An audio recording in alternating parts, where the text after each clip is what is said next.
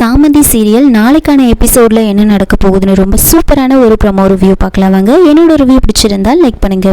தமிழரசி சாமந்தியை உங்கள் அம்மாவையும் விடாமல் கேள்வி கேட்டுக்கிட்டே இருக்காங்க. இந்த விளக்கெல்லாம் யார் ஏற்றுனது அப்படின்னு ரொம்ப கோவமாக கேட்க அப்போ பார்த்து மகேந்திரன் அங்கே வராரு.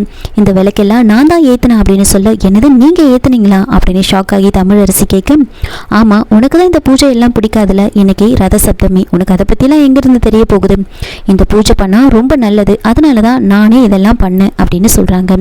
அதுக்கப்புறமா நாம் 2 பேரும் சேர்ந்து பூஜை பண்ணணும் அப்படின்னு சொல்லிட்டு 2 பேரும் ஒன்றா உட்காந்து பூஜை பண்ணுறாங்க.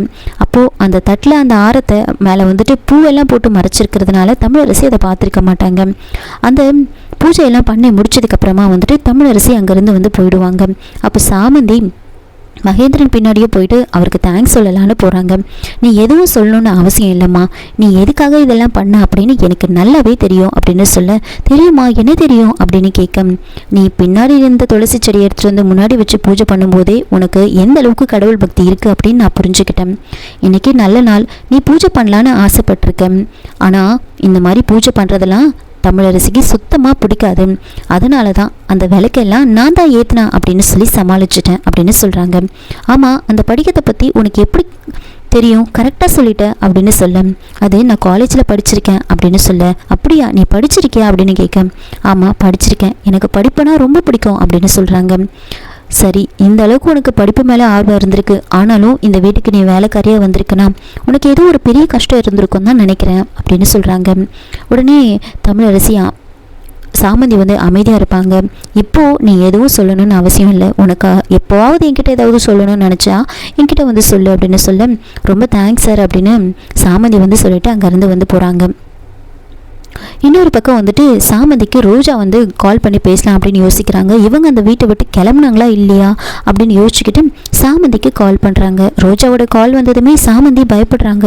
காசு கேட்க பண்ணுறாங்களோ இல்லை நம்ம இந்த வீட்டை விட்டு போயிட்டோன்னு கேட்கறதுக்காக பண்ணுறாங்களா, எதுக்கு பண்ணுறாங்கன்னு தெரியல அப்படின்னு பயந்துக்கிட்டு கால் அட்டன் பண்ணி ரொம்ப பொறுமையாக பேச, உடனே ரோஜா என்ன கால் அட்டன் பண்ண உடனே அப்படியே கத்துவேன், இன்றைக்கி என்ன ஒரு குரல் ரொம்ப மெதுவாக இருக்குது, நீங்கள் அந்த வீட்டை விட்டு போயிட்டீங்களா இல்லையா அப்படின்னு கேட்க, உடனே சாமந்திக்கு என்ன பதில் சொல்கிறது தெரியல, அக்கா எனக்கு சரியா கேட்கல அப்படின்னு சொல்லி அப்படியே வந்துட்டு கத்திக்கிட்டே வந்து காலை வந்து கட் பண்ணிடுவாங்க. இதெல்லாம் அர்ஜுன் பார்த்துக்கிட்டு இருக்காங்க. சாமந்தி இப்படி பயந்துக்கிட்டே பேசினதை பார்த்துட்டு இவன் அந்த நெருப்பை பார்த்து அப்படி பயந்தாலே ஒருவேளை இவளுக்கு பின்னாடி ஏதாவது கடந்த காலம் ஏதாவது இருக்குமோ அப்படின்னு யோசிச்சுக்கிட்டு அர்ஜுன் என்ன பண்ணுறாருன்னா நேராக வந்து சாமந்தி கிட்ட கேட்குறாரு, சாமந்தி உன்னோட ஊர் என்ன அப்படின்னு வந்து கேட்குறாரு.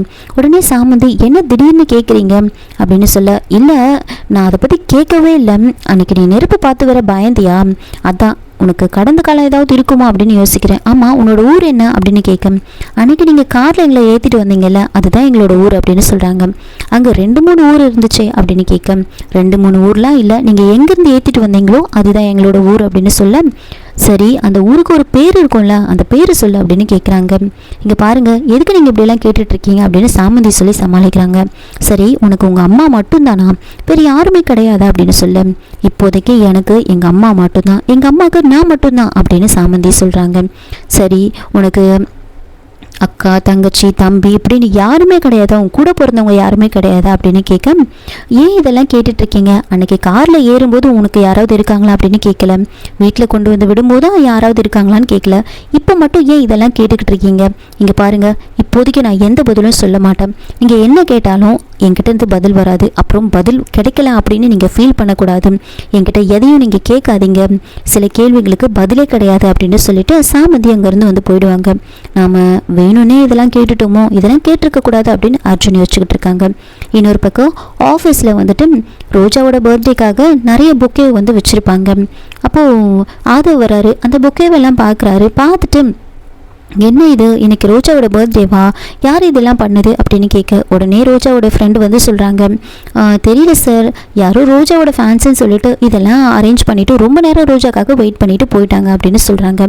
உடனே அங்கே இருக்கிற பொக்கேவெல்லாம் பார்க்குறாங்க. ரோஜா பிரின்சஸ் கியூட்டி அப்படி இப்படின்னு நிறைய இருக்கிறத பார்த்துட்டு, ஓ ரோஜாவுக்கு இவ்வளோ ஃபேன்ஸ் இருக்காங்களா அப்படின்னு பார்த்து இம்ப்ரெஸ் ஆகுறாரு. ரோஜா அங்கே வராங்க. இன்றைக்கி உங்களோட பர்த்டேவா அப்படின்னு கேட்க, ஆமாம் சார் எனக்கு ப்ரைவசி ரொம்ப முக்கியம், இதெல்லாம் யார் பண்ணது, நீங்கள் பண்ணீங்களா அப்படின்னு வந்து கேட்குறாங்க. இல்லை நான் பண்ணல, எனக்கு இப்போ தான் தெரியும் அப்படின்னு சொல்கிறாங்க. உன்னோட ஃபேன்ஸ் தான் யாரோ வந்து இதெல்லாம் பண்ணிட்டு போனாங்க அப்படின்னு சொல்ல, உங்களுக்கு அவ்வளோ ஃபேன்ஸா அப்படின்னு ஆதவ் வந்து கேட்குறாங்க. உடனே ரோஜாவோட ஃப்ரெண்டு, ஆமாம் ரோஜா எவ்வளோ அழகாக இருக்கா, நம்ம ஆஃபீஸ்லேயே அவள் தான் ஏன் செல்லம், அவள் இருக்கிற அழகுக்கு அவள் சினிமாவில் ட்ரை பண்ணால் டாப் ஹீரோயினாக வரலாம் அப்படின்னு சொல்ல, உடனே ரோஜா வந்துட்டு அப்படியே தன்னடக்கமாக பேசுகிற மாதிரி, அப்படியெல்லாம் ஒன்றும் இல்லை, என்னை விட அழகானவங்க எவ்வளோ பேர் இருக்காங்க, ஒரு சில பேர் என்னோடய ஃபேன்ஸாக இருக்கிறதுனால நான் ரொம்ப அழகுன்னெலாம் சொல்ல மாட்டேன் அப்படின்னு சொல்ல, இல்லை யூ ஆர் சம்திங் ஸ்பெஷல் அப்படின்னு ஆதவ் வந்து சொல்கிறாரு. அதுக்கப்புறமா அவரே வந்துட்டு ரோஜாக்கு வந்து விஷ் பண்ணுறாரு. விஷ் பண்ணதுக்கப்புறமா கேக் எடுத்துகிட்டு வர சொல்லி கேக்கையும் கட் பண்ணுறாங்க. இது எல்லாமே ரோஜாவோட ஏற்பாடாக தான் இருக்கும். எல்லாம் பண்ணி முடிச்சதுக்கப்புறமா வந்துட்டு அவங்க ஃப்ரெண்டு, எனக்கு ஒரே குழப்பமாக இருக்குது, எதுக்கு இதெல்லாம் பண்ணுறனே புரியல அப்படின்னு சொல்லிட்டு இருப்பாங்க. அதுக்கப்புறமா ரோஜா இன்னொரு பிளான் பண்ணுறாங்க. ஆதவ் வந்து தனியாக ரூமில் போயிட்டு பார்க்குறாங்க. ஆதவுக்கு வந்து ஸ்வீட் கொடுக்குறாங்க. அப்போ வந்துட்டு அதுதான் கடைசி ஸ்வீட்டாக இருக்கும். அதை சொல்லவும் சொல்கிறாங்க, இதுதான் சார் கடைசி ஸ்வீட் அப்படின்னு சொல்கிறாங்க. உடனே ஆதவ், அப்படியா சரி நம்ம ஷேர் பண்ணிக்கலாம் அப்படின்னு சொல்லி பாதி எடுத்து ரோஜா கையில் கொடுக்கலான்னு போகிறாங்க. ஆனால் ரோஜா வேணும்னே வந்து ஊட்டி விடுற மாதிரி வாயை வந்து திறப்பாங்க. அதை பார்த்ததுமே ஆதவ் என்ன பண்ணுறாருன்னா வேறு வழி இல்லாமல் ஊட்டி விடுறாரு. இதை வந்துட்டு அவங்க ஃப்ரெண்டுக்கிட்ட ஃபோட்டோ எடுக்க சொல்லியிருப்பாங்க. ரோஜா வந்து சிக்னல் கொடுத்ததுமே அவங்க ஃப்ரெண்டும் அப்படியே லைட்டாக டோர் ஓப்பன் பண்ணி ஆதவ் ரோஜாவுக்கு ஊட்டி விடும்போது ஃபோட்டோ வந்து எடுத்துருவாங்க.